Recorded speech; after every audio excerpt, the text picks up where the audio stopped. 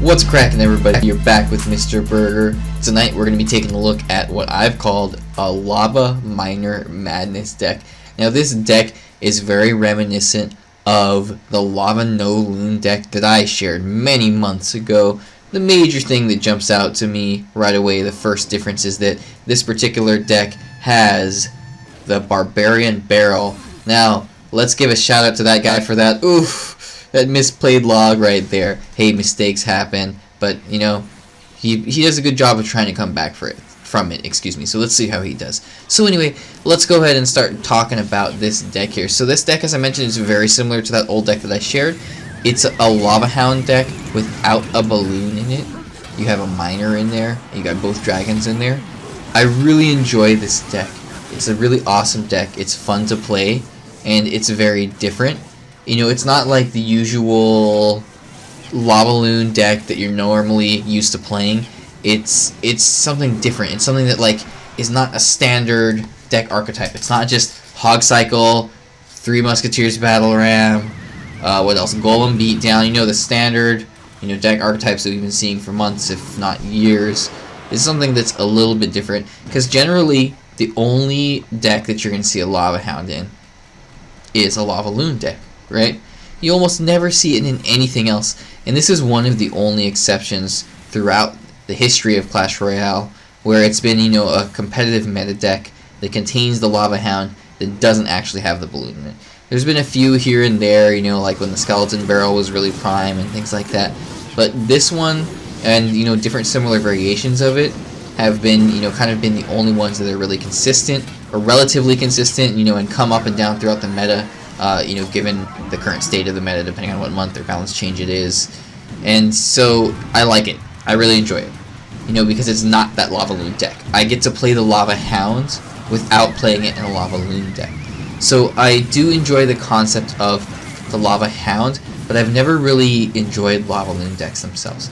And I don't know, maybe it's an acquired taste. You know, generally if you're a big fan of my channel, you'll notice that I cover a lot of like Hog Cycle decks and like miner control decks and things like that.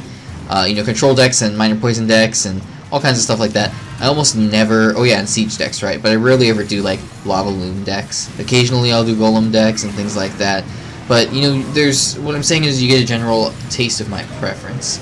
So, I only have like one LavaLoon video out at all ever, I think. Unless, you know, I played it in like Clan Wars Battle or something like that, right? So, that just kind of, again, it gives you an idea of my personal preference. And even though I don't like LavaLoon, I really do enjoy that Lava Hound. So, it's really fun for me to find a deck like this that has the Lava Hound in it, that doesn't have the balloon in it. You know, like I said, there's not many out there, so it's a little bit different.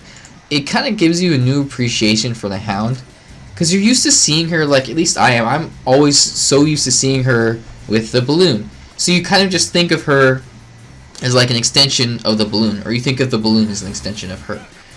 Because, you know, she's just like that big, meaty tank going in front, and then the balloon does all the damage in the back. And you don't really have full appreciation. Ooh, Chief Pat style rocket there. Anyway, you don't really have full appreciation for her, you know, lava babies, the what are the lava pups, right? And, you know, her chip damage and her full tankiness and things like that. So this deck, I feel like it really kind of gives you a new appreciation for the Lava Hound, and it allows you to, you know, learn different interactions and different ways of using her that you normally wouldn't be used to seeing, because generally you're just used to seeing her always placed in the exact same spot, and then a balloon placed behind her, behind the bridge, you know. But this deck kind of switches that up a little bit and introduces you to new ways to use her. So again, comparatively to a LavaLoon deck, this is not as massive of a beatdown deck as a LavaLoon deck. You don't have that balloon in the back to do an insane amount of damage. You do have a huge source of damage from your Inferno Dragon, but he can't be used in the same way that the balloon does, or is used, because the balloon goes directly for the tower and just instantly, you know, blows the tower up, does like a quarter, or excuse me, like a third of its health in damage with just one auto attack, not counting death damage or if it gets more than one auto attack or anything like that, right? So you don't have that balloon power in this deck, so it doesn't make it as huge of like a big beatdown snowball push deck as the traditional Lava-Loon is. However, it's still kind of played like a beatdown deck. It's a little bit more control. You don't have like the guards or the Goblin Gang, depending on what variation you would be playing of the LavaLoon. And you don't have the Tombstone as well, or either.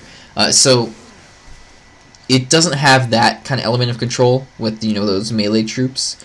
But you do have, it's interesting, you have 3 spells. I noticed that. I didn't notice that at first until I started playing it.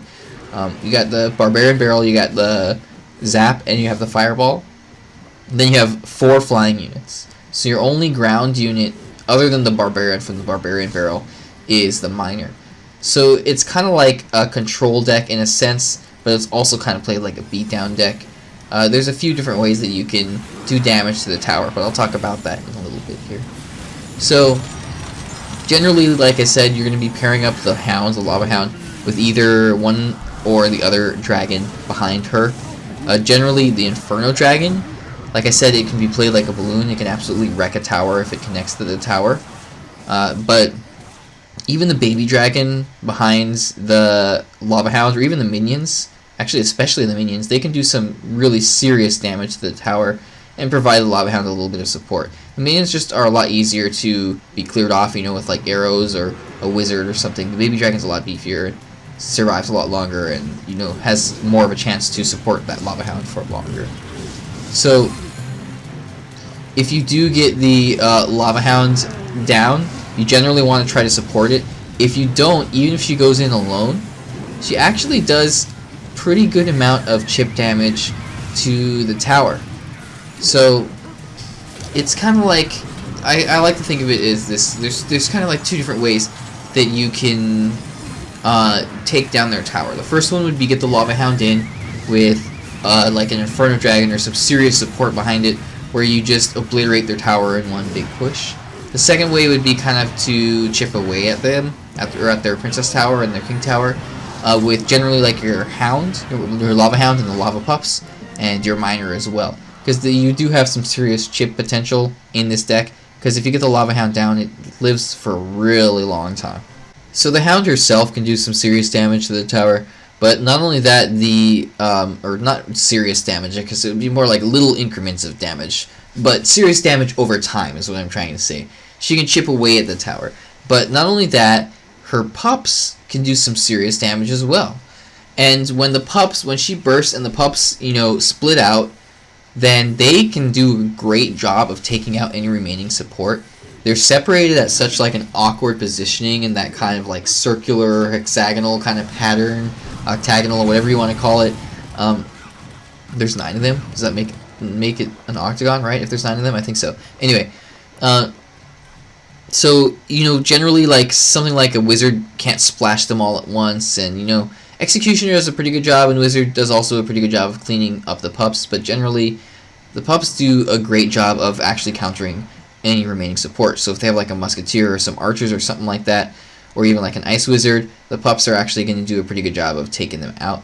Especially if you've got an Inferno Dragon or a Baby Dragon or some minions behind them, then, you know, the pups all live, and they split. Once they split, they'll destroy with the support of the other dragons, the other air units, you know, whatever support your opponent has.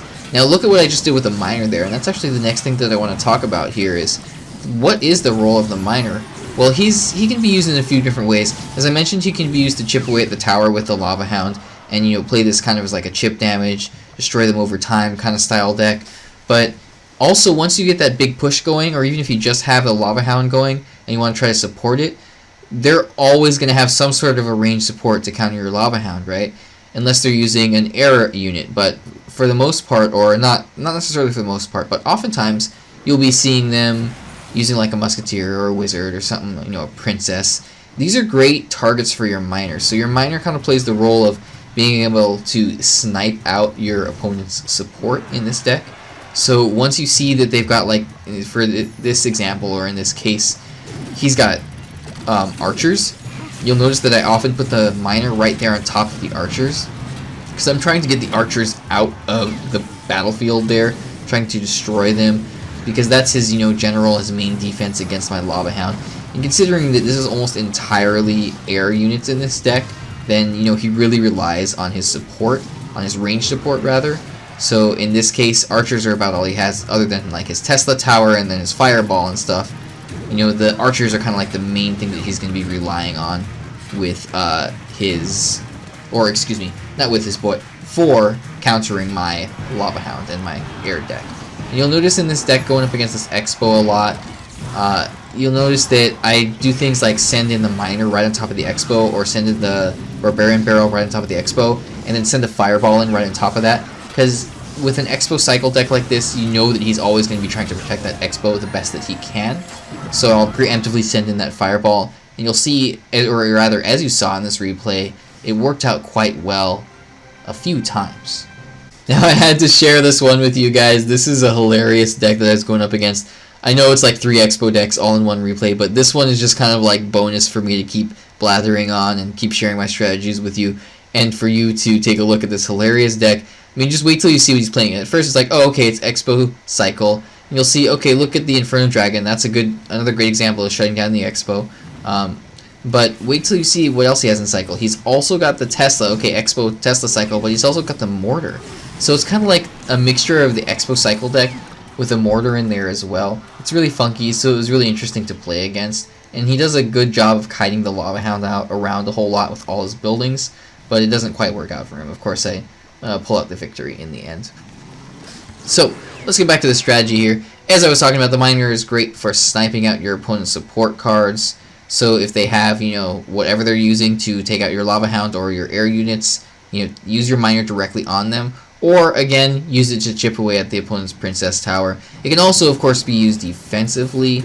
You know, generally that's a huge play for the Miner. If you don't have anything else, especially in this deck since you don't have any other ground units, you can use the Miner to counter things on the ground. You know, if you have to absolutely absorb, like, say, a Princess Charge, and you just don't want to allow it to get any damage onto your tower, you know, and you just need something to absorb at least one hit, you can use the Miner on that and use him on defense. You can also use the Barbarian Barrel for something like that. Barbarian Barrel is such a versatile card. It can be used to clear out swarm units like Skeleton Army, right, or Goblin King.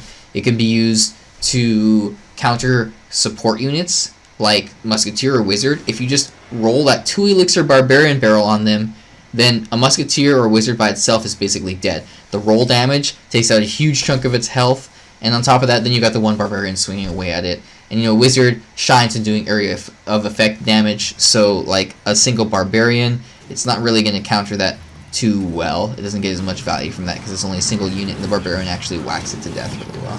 So you'll see here that I'm able to get multiple dragons set up behind the Lava Hound, and I use the Fireball there trying to get some value, just countering all of those buildings that he has there. And it's a really wacky, wonky, funky deck. Alright guys, what about opening moves? You'll notice that I often open with the Lava Hound. If I don't have the Lava Hound, I will open with the Baby Dragon and the Inferno Dragon cycled in the back. Occasionally I'll send in the Miner, you know, in the tower early on. But generally that's what I'm going to do. Or cycle the minions in the back, that's a great move. The Lava Hounds, I feel relatively safe using it as an opener, because this deck is not too expensive. It's only, what, 3.6 elixir cost, right? So it's not too risky to use that Lava Hound early on, so don't worry about it too much. But if you want to be safe, then hang on to it, use it a little bit later. Don't waste it early on, because, you know, they do have the potential to counter push pretty hard, especially if you're using this deck at a higher trophy count or, you know, high grand challenges and things like that.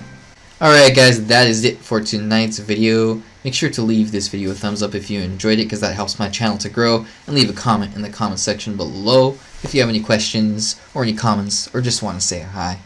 And if you haven't subscribed already, be sure to do so, because I cover cool decks like this all the time. Thanks so much for watching guys, and have a good night.